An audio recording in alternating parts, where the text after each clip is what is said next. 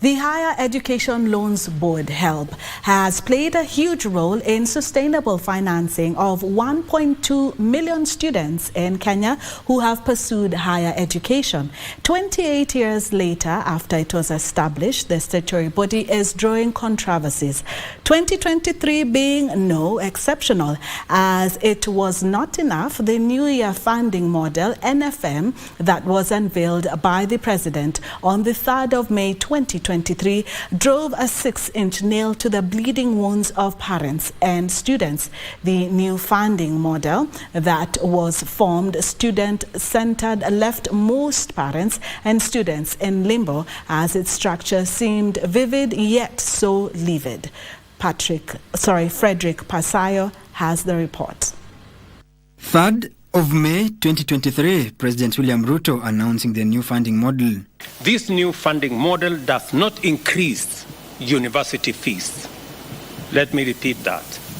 This new funding model does not increase university fees. The new model was being termed student-centered and an equalizer, since students will get scholarships and loans regardless of their financial muscles. The model has been lauded as a remedy to the repetitive issue of funding for students in higher levels of education. All first-year students are already in the universities and they've received their higher education portion of accommodation, and in 2 tranches, close to 12 billion shillings have been wired to the universities against the fee requirement of the various students. Under the model, funding of students has to be done under 4 classifications: vulnerable, extremely needy, needy, and less needy. As explained by education experts, the funding will be centered on household level of income, affirmative performance, government priority areas, and the choice of the program. But how will the funding happen? The students falling under the vulnerable and extremely needy category will qualify for 100% government funding through scholarships and loans.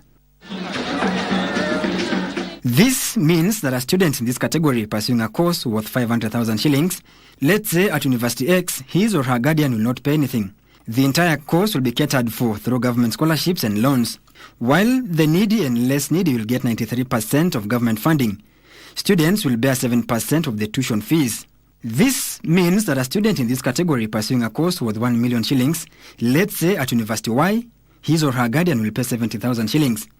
The rest will be catered for by the government through scholarships and loans.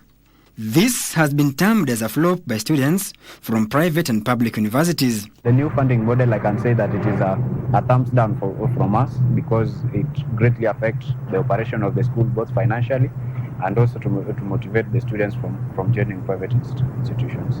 They say that it has scattered learning, as it was approached without engagement of students who are the key stakeholders. A new thing is brought and we're just being silent. This is not acceptable. And we need all the government or the stakeholders in education to know that in everything starts and fall on students. Imagine having a batch of 5,000, 10,000 graduates with loans. We are going to have a confused generation. On its part, the ministry has been adamant, firing back to critics. The new model, which benefit first-year students through scholarships and loans, depending on their financial muscle, came at a time when the 28-year-old Higher Education Loans Board, HELB, has stood test over time. The HELB kitty, which sponsors continuing students through scholarship, has also had its fair share this year.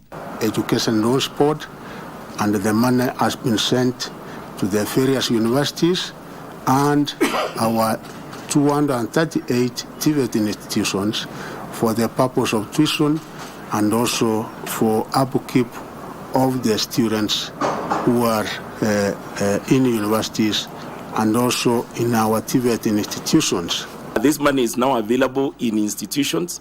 So the students who are supposed to register by tomorrow, because the deadline is by tomorrow, we have already indicated to the institutions of higher learning to kindly register those students because the money is already available in their banks. The advent of the new university funding model will phase out accessing higher education loans on a block basis. Under the new funding model, block funding in form of grants based on differentiated unit costs. The government has resolved that university funding will henceforth be student-centered. Since its establishment, 26 billion has been paid back, 1.23 million students are benefited, and it is projected to grow to 14 billion shillings by 2030. The new funding model for students who joined universities and TVETs was allocated 19.6 billion shillings for the financial year 2023-2024. Parsayo Fredrick, Spotlight 2023.